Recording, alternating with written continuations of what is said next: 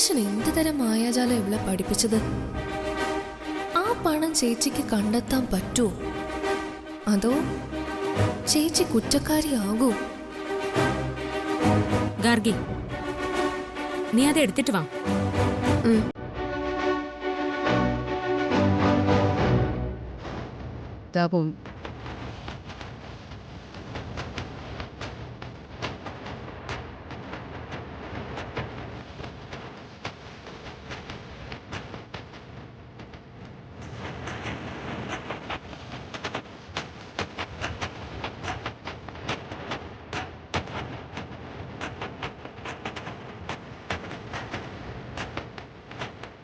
പാർവതി, ദാ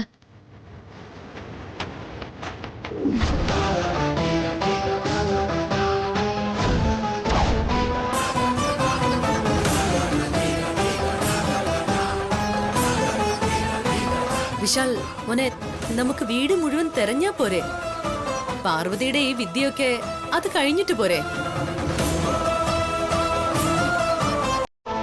അമ്മേ, ഇത് പാർവതിയുടെ വിശ്വാസമാ. ആദ്യം അത് നടക്കട്ടെ. പണം കണ്ടുപിടിക്കാന്നല്ലേ പാർവതി പറയുന്നത്? അല്ലേ പാർവതി? അതെ, പണം കിട്ടിയിരിക്കും.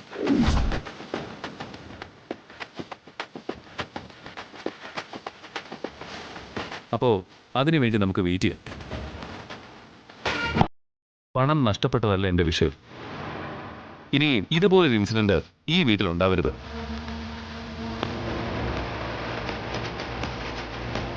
പാർവതി, നീ തുടങ്ങിക്കോ.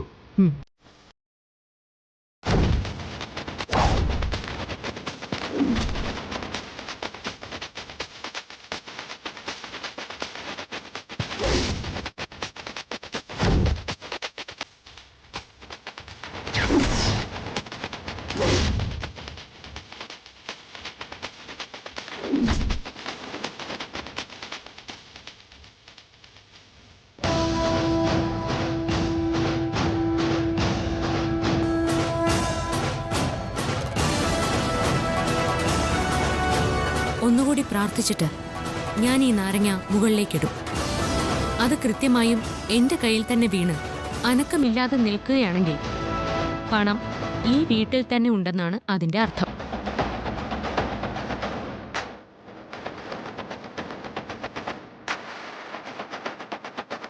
അങ്ങനെയാണ് സംഭവിക്കുന്നതെങ്കിൽ ഞാൻ ഈ നാരങ്ങയുമായി ഓരോ മുറികളിലേക്കും പോകും.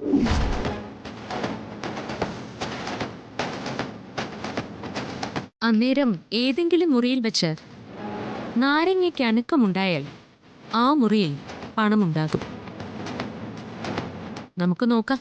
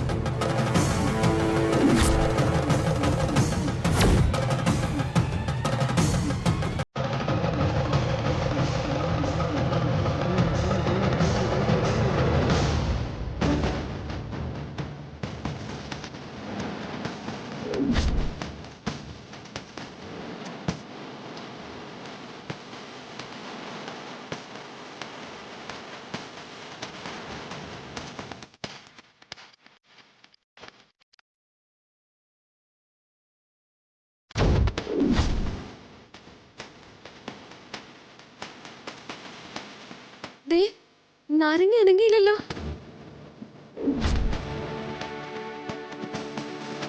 അപ്പോ നാരങ്ങ അനങ്ങാത്ത സ്ഥിതിക്ക് പണം ഈ വീട്ടിൽ തന്നെ ഉണ്ട്.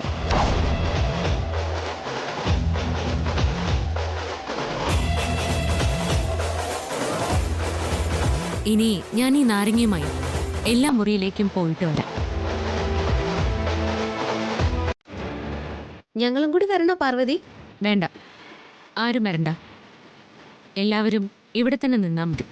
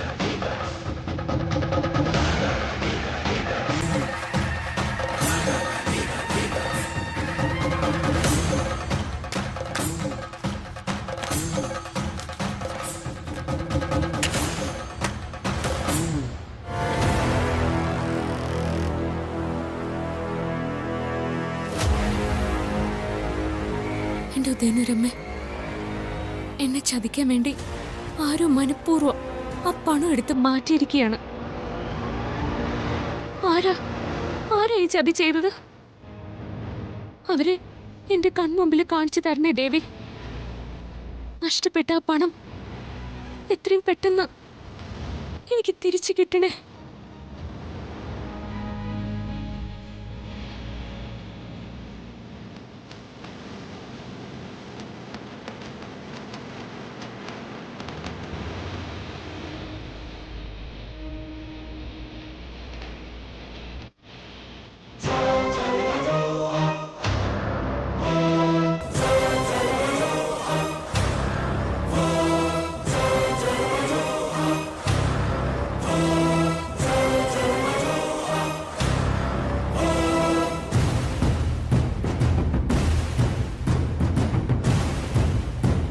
പാർവതി, എന്തായി? സർ, പണം ഈ വീട്ടിൽ നിന്നും എവിടെയും പോയിട്ടില്ല.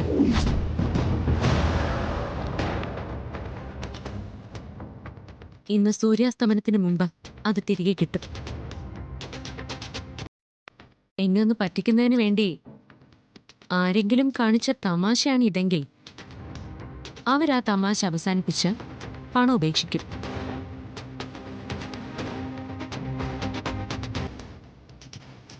ഇല്ലെങ്കിൽ ഉദയന്നൂരമ്മയുടെ ഉഗ്രകോപം അവർക്ക് അനുഭവിക്കേണ്ടി വരും. അപ്പോ എല്ലാവരും ഇവിടെ നിന്ന് പിരിഞ്ഞു പോണം.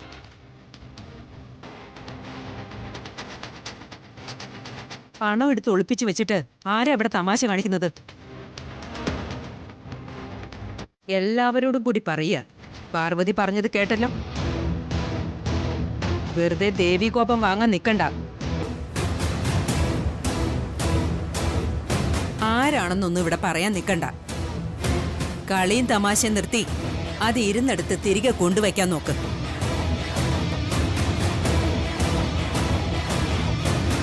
എന്നാലും പണം അടിച്ചു മാറ്റി വെച്ച് തമാശ കാണിക്കുന്നത് ഇത്തിരി ക്രൂരമായ തമാശയാണേ. അല്ലേ പ്രതാപ? നീ വാ പ്രതാപ.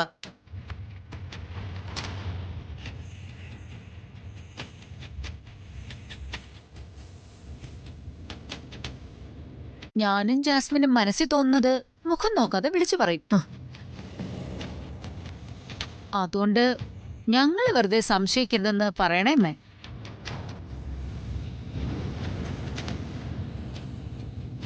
ജാസ്മിൻ വാ, നമുക്ക് പോവാം. പാർവതി, പണം ഉറപ്പായിട്ടും കിട്ടും സർ. പാർവതി, നിന്നെ എനിക്ക് വിശ്വാസമാണ്. പണം കിട്ടുമ്പോ കിട്ടട്ടെ, നീ സമാധാനായിട്ടിരിക്കെ.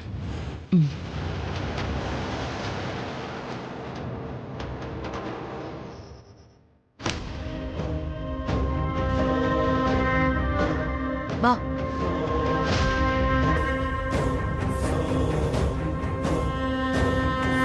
ചേച്ചി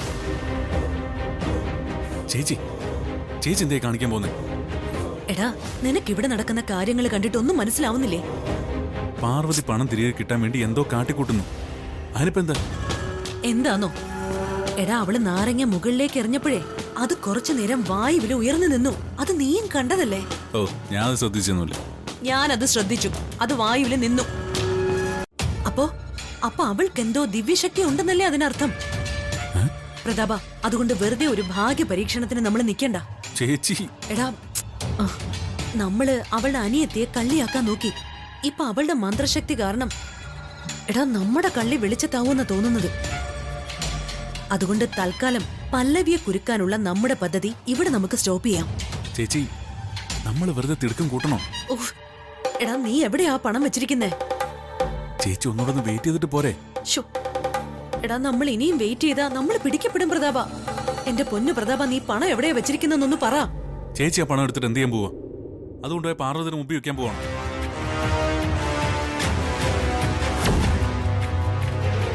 എടാ, അവളുടെ മുന്നിൽ പണം കൊണ്ടുവെക്കാൻ മാത്രം ബുദ്ധിയില്ലാത്തവളാണോ ഞാൻ? പിന്നെന്താ ചേച്ചിയുടെ പ്ലാൻ? നീ പണം എവിടെയാ വെച്ചിരിക്കുന്നെന്ന് പറ പ്രതാപ. അപ്പൊ നമ്മുടെ പ്ലാൻ ഉപേക്ഷിക്കാൻ തീരുമാനിച്ചോ? എടാ, നിന്നോട് ഞാൻ ഇങ്ങനെ വിശദീകരിച്ചോണ്ട് നിന്നാലേ നമ്മള് കുടുങ്ങും. പ്രതാപ, ഒരു പ്ലാൻ വർക്ക്ഔട്ട് ചെയ്യാൻ പറ്റിയില്ല എന്ന് പറഞ്ഞ് നമ്മൾ വെറുതെ ഇരിക്കൂ? നമ്മുടെ അടുത്ത പ്ലാൻ ഉടനെ ഒരുക്കും. എടാ, നമ്മുടെ ഉദ്ദേശം നമ്മൾ എങ്ങനെയെങ്കിലും നടത്തിയെടുക്കും. എടാ, ആ പണം ഒന്ന് എടുത്ത് താ പ്രതാപ. പണം ആ ഡ്രോയറിലുണ്ട്. നീ വേഗം അതിങ്ങെടുത്തേ. ചെല്ലടാ.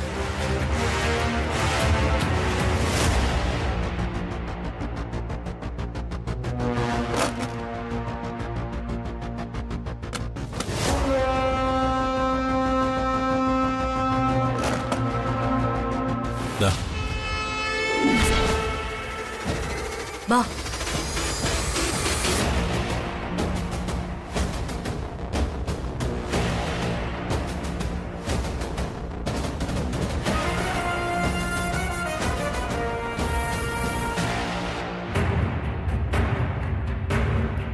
ഓഹോ, അപ്പൊ പല്ലവിയെ കുരുക്കാനുള്ള തന്ത്രമായിരുന്നു അല്ലേ?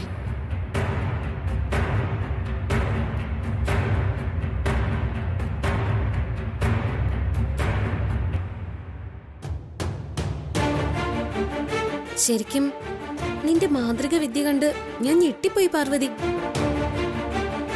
നീ ഇതൊക്കെ എവിടുന്നാ പഠിച്ചേ? ഇതൊന്നും ഞാൻ ഇവിടുന്നും പഠിച്ചതൊന്നും അല്ല ഗാർഗി. പിന്നെങ്ങനെയാ നാരങ്ങ കൊണ്ട് ഒളിപ്പിച്ചു വെച്ച പണം കണ്ടെത്തിയ വിദ്യ നീ കാണിച്ചത്? എല്ലാം ഉദയന്നൂരമ്മയുടെ അനുഗ്രഹം. ഉദയന്നൂരമ്മയുടെ ശക്തി ഒന്നുകൊണ്ട് മാത്രം നാരങ്ങ ഓരോരോ മുറികളിൽ പോയതും ഒടുവിൽ മുറിയിൽ ഉപേക്ഷിക്കപ്പെട്ട പണത്തിന് മുന്നിലെത്തി അതെനിക്ക് കാണിച്ചു തന്നത്. എന്നാലും അതൊരു വല്ലാത്ത അത്ഭുതം തന്നെ ആയിപ്പോയി. നീ പൂജ തുടങ്ങുമ്പോ ആ പൂജ കൊണ്ട് പ്രയോജനം ഉണ്ടാവുമെന്ന് ഒരു സംശയം എനിക്കുണ്ടായിരുന്നു. ഇപ്പൊ അത് ഓർക്കുമ്പോ എനിക്ക് കുറ്റബോധം തോന്നുക. നമ്മൾ സാധാരണ മനുഷ്യർ ചിന്തിക്കുന്നതിനേക്കാൾ എത്രയോ ശക്തിയുള്ളവരാണ് ദൈവങ്ങളെന്നും അവരാണ് സകലതും നിയന്ത്രിക്കുന്നതെന്നും എനിക്ക് ബോധ്യമായി. ഗാർഗി, എന്നെ നിയന്ത്രിക്കുന്നത് ഉദയന്നൂരമ്മയാണ്. ആ അമ്മയാണ് എന്നെ ആ കുഗ്രാമത്തിൽ നിന്നും ഇവിടം വരെ എത്തിച്ചതും എല്ലാ ആപത്തുകളിൽ നിന്നും എന്നെ രക്ഷിക്കുന്നതും. വിശാൽ സാറ് എന്നെ വിശ്വസിച്ച് ഏൽപ്പിച്ച പണം, അതും 1-2 രൂപയല്ല, 20 ലക്ഷം രൂപയാ.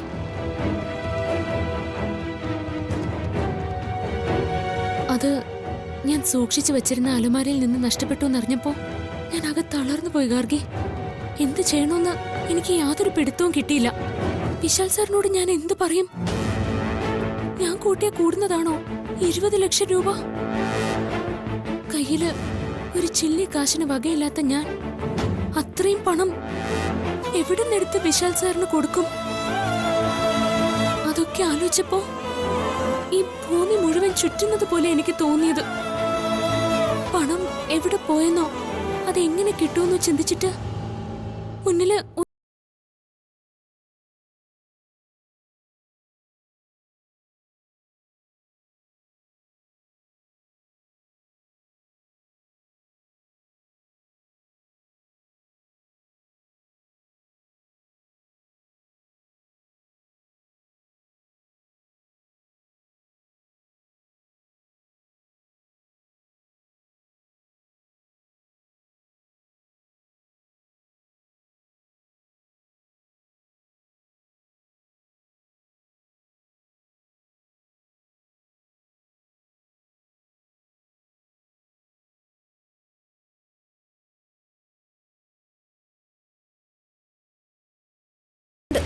അതെ, പണം എടുത്തു മാറ്റിയ ആൾക്കാര് ഈ വീട്ടിൽ തന്നെ ഉണ്ട്. പിടിക്കപ്പെടുമെന്ന് ഉറപ്പായപ്പോ അവര് തന്നെയാ പണം പുറത്തുപേക്ഷിച്ചത്. പണം ആര് മോഷ്ടിച്ചതാവാനാ സാധ്യത? നിനക്കാരെങ്കിലും സംശയമുണ്ടോ? നേരിട്ട് കാണാത്ത കാര്യത്തെക്കുറിച്ച് അഭിപ്രായം പറയാൻ പാടില്ലല്ലോ. വെറുതെ ആരെയും സംശയിക്കാൻ പാടില്ല. എന്നാലും അതാരാവും? പലനാൾ കള്ളൻ ഒരു നാൾ പിടിയിലാവൂന്ന് നീ കേട്ടിട്ടില്ലേ? വിശാൽ സാർ ഏൽപ്പിച്ച പണം എടുത്ത് മാറ്റിയവരാരായാലും അവര് ഈ വീടിന്റെ ശത്രുക്കളാ. അത് നീ പറഞ്ഞത് ശരിയാ. അങ്ങനെയുള്ളവരെ ഈ വീട്ടിൽ വെച്ചു പൊറിപ്പിക്കാൻ പാടില്ല. അവരെ എത്രയും പെട്ടെന്ന് കണ്ടുപിടിച്ച് ഈ വീട്ടിൽ നിന്ന് പുറത്താക്കണം. ഇല്ലെങ്കിൽ അവർ ഈ കുടുംബം ഒന്നാകെ നശിപ്പിക്കും. ഗാർഗി, ഈ കുടുംബത്തെ സംരക്ഷിക്കാൻ ഉദയന്നൂരമ്മയും ദൈവമേയും എപ്പോഴും എന്റെ ഒപ്പമുണ്ട്. ഈ കുടുംബത്തെ ചതിക്കാൻ നോക്കുന്നവരെ, നശിപ്പിക്കാൻ ശ്രമിക്കുന്നവരെ സമയമാകുമ്പോൾ അവര് വെളിച്ചത്ത് കൊണ്ടുവരും. ഏത് അസുര ജന്മത്തിനും വളരാൻ ഒരു കാലം ദൈവം അനുവദിക്കും. വളർന്ന് വളർന്ന് അവരാകാശം മുട്ടെ ചിലപ്പോൾ എത്തിയെന്നും വരാം. പക്ഷേ അവരെത്ര ഉയരത്തിലേക്ക് വളർന്നാലും അവരുടെ അന്തിമവിധി ദയനീയമായിരിക്കും ഗാർഗി. ഇവിടെ മറിഞ്ഞിരിക്കുന്ന ശത്രുക്കൾക്കും അത് തന്നെയാവും അനുഭവം.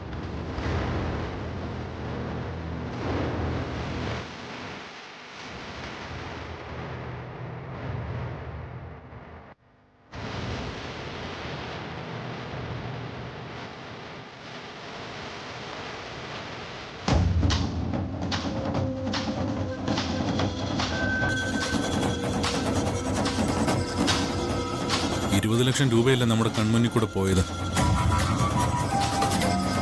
പല്ലവിയെ കള്ളിയാക്കാനുള്ള പ്ലാനും പൊളിഞ്ഞു, പണവും പോയി. നമ്മുടെ പ്ലാൻ ഫ്ലോപ്പാവുന്നു തോന്നിയപ്പോ ആ പണം പല്ലവിയുടെ മുറി നിരത്ത് മറ്റെവിടെയെങ്കിലും ഒളിപ്പിച്ചാൽ മതിയായിരുന്നു. എവിടെ ഒളിപ്പിക്കാവുന്ന? അതൊന്നും ശരിയാവില്ലായിരുന്നു. അതെന്താ ശരിയാവാത്തത്? ചേച്ചി ഒരു വാക്ക് പറഞ്ഞിരുന്നെങ്കിലേ ഞാനത് എവിടെയെങ്കിലും ഒളിപ്പിക്കത്തില്ലായിരുന്നു. എന്നിട്ട് വേണം നീ രക്തം ഛർദ്ദിച്ച് മരിക്കാൻ. പിന്നെ രക്തം ഛർദ്ദിച്ച് മരിക്കാൻ പോവല്ലേ? അതൊക്കെ അവളുടെ ഒരു തന്ത്രമല്ലേ ചേച്ചി? പണം അവളുടെ മുറിയിൽ നിന്ന് മോഷണം പോയി എന്നറിഞ്ഞപ്പോ അവക്ക് മനസ്സിലായി ഈ വീട്ടിലെ ആരോ ആണത് എടുത്തതെന്ന്. അത് തിരികെ കിട്ടാൻ വേണ്ടി അവൾ എടുത്ത ഒരു അടവായിരുന്നു പൂജയും പണം എടുത്ത ആള് രക്തം ഛർദ്ദിച്ച് മരിക്കുമെന്നുള്ള ഭയപ്പെടുത്തലും. ചേച്ചി അത് കേട്ട് വല്ലാതെ പേടിച്ചും പോയി. കഷ്ടം തന്നെ ചേച്ചി. പേടിയൊന്നുമല്ല പ്രതാപ, ജീവൻ പണയം വെച്ചൊരു കളിക്ക് ഞാനില്ല, അത്ര തന്നെ. അതിനെ തന്നെ ഞാൻ പേടിയെന്ന് പറഞ്ഞത്, പ്രാണഭയം. ശരി, അങ്ങനെയെങ്കിൽ അങ്ങനെ. ഒരു റിസ്ക് എടുക്കാൻ എനിക്ക് തോന്നിയില്ല. 300 കോടി രൂപ കൈവരാൻ പോകുമ്പോ വെറും 20 ലക്ഷത്തിന് വേണ്ടി ചോര തുപ്പി ചാവണോ പ്രതാപ? അതൊന്നും സംഭവിക്കില്ലായിരുന്നു ചേച്ചി. ഏതായാലും ആ പണം കയ്യിൽ നിന്ന് പോയില്ലേ, ഇനിയിപ്പോ പറഞ്ഞിട്ട് എന്താ കാര്യം? എടാ, പാർവതി പാരമ്പര്യമായിട്ട് പൂജയും കർമ്മവുമായിട്ട് വളർന്ന ഒരു പെണ്ണാണ്. അവള് പൂജ ചെയ്താലുണ്ടല്ലോ ചിലപ്പോ ഏൽക്കും. മാത്രവുമല്ല, പൂജ ചെയ്യുന്ന നേരത്ത് അവളുടെ കണ്ണില് ഒരു പ്രത്യേക തിളക്കവും ഞാൻ കണ്ടിരുന്നു. ഓഫ്. എടാ, നമ്മൾ എന്നും കാണുന്ന പാർവതി ആയിരുന്നില്ല അത്. ഏതോ ഒരു പ്രത്യേക ശക്തി അവളുടെ ശരീരത്തിൽ ആവേശിച്ചതുപോലെ ആയിരുന്നു ആ നേരത്തെ അവളുടെ ഭാവവും മറ്റും. ചേച്ചി ഇങ്ങനെ അവളെ പേടിക്കാൻ തുടങ്ങിയ നമ്മുടെ ലക്ഷ്യം നമ്മൾ എങ്ങനെ നടത്തിയെടുക്കും? അതോ അതൊക്കെ മറന്ന് നമ്മൾ നമ്മുടെ പഴയ ജീവിതത്തിലേക്ക് മടങ്ങിപ്പോണമെന്നാണോ ചേച്ചി പറയുന്നത്? ഒരിക്കലുമല്ല. ഇവിടുത്തെ സകല സ്വത്തുക്കളും ഒരു തരി മണ്ണ് പോലും മിച്ചം വെക്കാതെ നമ്മൾ സ്വന്തമാക്കിയിരിക്കും പ്രതാപ. പാർവതി ഇടയ്ക്ക് നടത്തുന്ന പൂജകൾ കണ്ട് ഭയപ്പെട്ട അതൊക്കെ എങ്ങനെ സാധിക്കും ചേച്ചി? എടാ, പാർവതി ജീവനോടെ ഇരുന്നാലല്ലേ നമുക്ക് അവളെ പേടിക്കേണ്ട കാര്യമുള്ളൂ.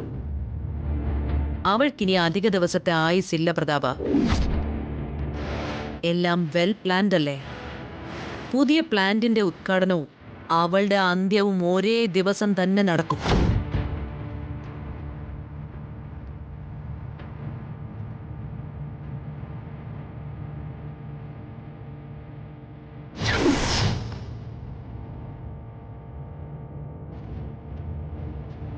അത് ഈ പ്രഭാവതി നടത്തിയിരിക്കും.